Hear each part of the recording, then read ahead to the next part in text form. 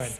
So the last one is grounding. So grounding, what we're going to be talking about here is that grounding does the same thing that breathing does. So they all do very similar things. You are breathing. But what grounding does that's different is it connects you to your five senses.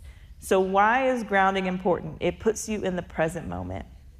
So when we talked about anxiety, I told you about how anxiety pulls you out of this moment and pulls you into a story that it creates. So I think that this is perfectly highlighted of what anxiety does in the story in Exodus.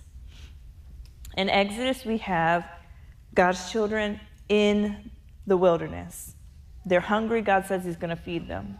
But he gives them very specific instructions about how he's going to feed them. They wake up one morning. They have stuff on the ground. They're like, what is this? They call it manna. Which is the Hebrew word for what is it? Very clever.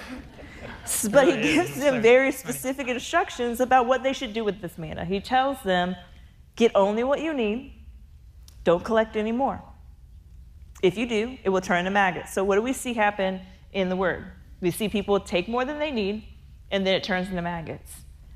My point to you is that anxiety is trying to convince you to do the same thing that happened to God's children in the wilderness. That's really good. Anxiety is telling you that you need to hoard the resources for tomorrow, for 6 weeks from now, from months from now, from years from now.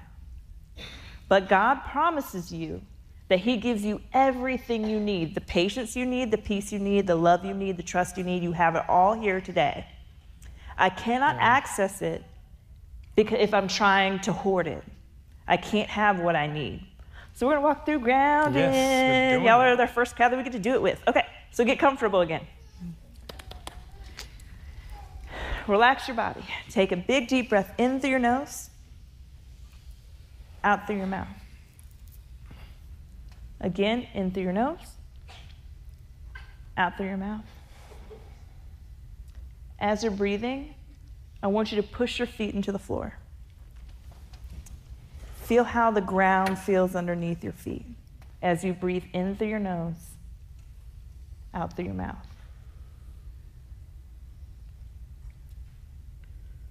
I want you to breathe in through your nose and out through your mouth and put your hands together. Push them together. Feel how the weight of your hands being pushed together feels.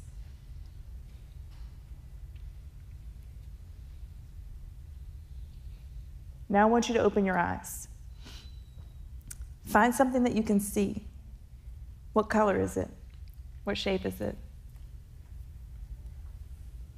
Focus in on what's in front of you. The last thing I want you to focus in on as you breathe in through your nose and out through your mouth is what you can hear. Just pay attention to what it sounds like. And when you're ready, open your eyes.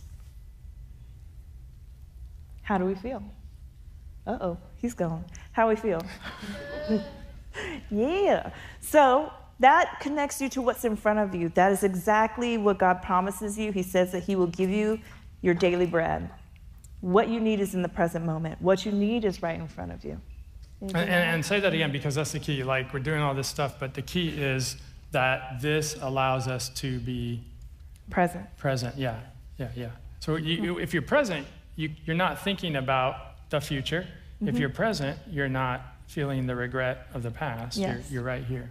Yeah. Got to wrap this up, but I'm like really relaxed. Yep, no, we need you back. Okay, here we go.